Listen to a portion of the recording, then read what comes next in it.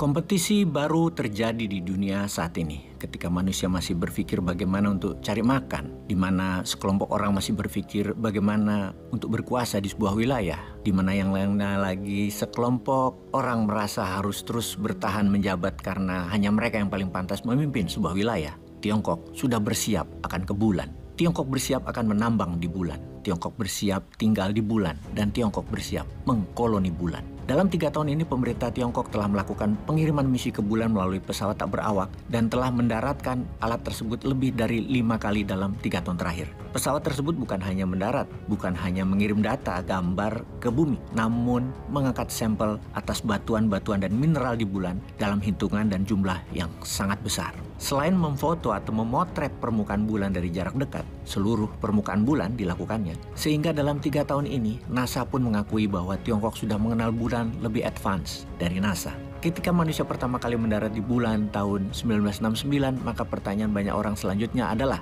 akankah manusia tinggal di bulan? Namun, saintis NASA menjawab tidak mungkin manusia tinggal di bulan karena di bulan tidak ada air. Air adalah sumber kehidupan. Manusia butuh air untuk tinggal di sebuah wilayah dalam jangka panjang. Dalam jangka pendek mungkin bisa membawa air secukupnya.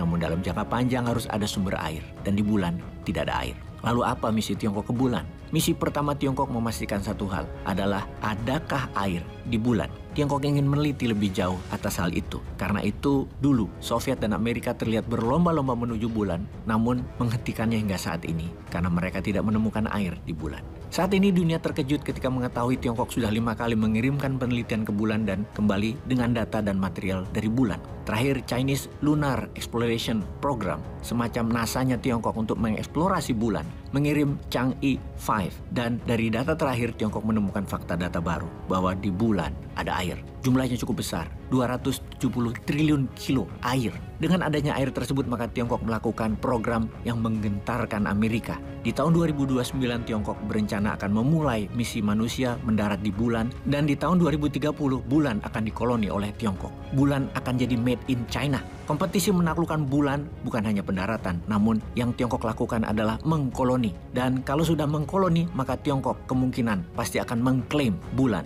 milik Tiongkok. Lalu apa manfaat Tiongkok mengambil bulan? Bukan menjajah loh ya. Kalau menjajah, wilayah tersebut sudah ada pemilik atau penghuninya. Bulan itu belum ada. Bahkan hantu pun belum ada di sana. Belum ada penghuninya sama sekali. Makanya gampang menaklukkannya. Lalu siapa yang melawan? Amerika. Telat. Amerika gak punya program tersebut dalam waktu 10 tahun ke depan. Apalagi Wakanda.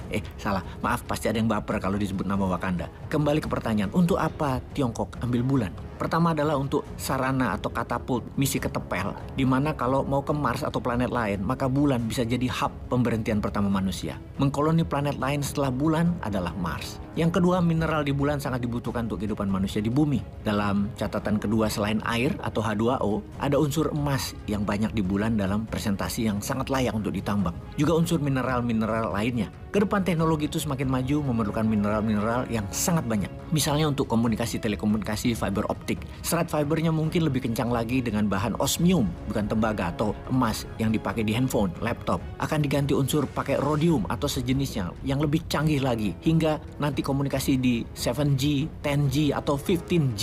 Hologram manusia itu sudah 100% seperti manusia itu hadir di depan Anda. Dalam jarak ribuan kilometer bahkan Anda bisa menyentuh, terasa seperti badannya hadir. Ini kegilaan teknologi ke depan. Dokter hadir mengoperasi manusia lain ribuan kilometer jaraknya. Dokternya hadir dalam bentuk hologram, bukan 3D lagi, tapi real. Karena bisa mengangkat alat operasi dari jauh, sesempurna hadir dalam jarak dekat sesungguhnya. Tiongkok tahu sekali ke depan dunia untuk survival of the nation-nya Tiongkok. Mereka harus melakukan apa? Harus apa dulu yang dicapai? Sementara dalam langkahnya seperti strategi Sun Tzu. Kalau mau menyerang ke barat, buatlah musuhmu mengira kamu akan menyerang ke timur. Jangan terang-terangan ubah peraturan pakai MK, ketahuan banget dah itu mah kayak nggak ada strateginya.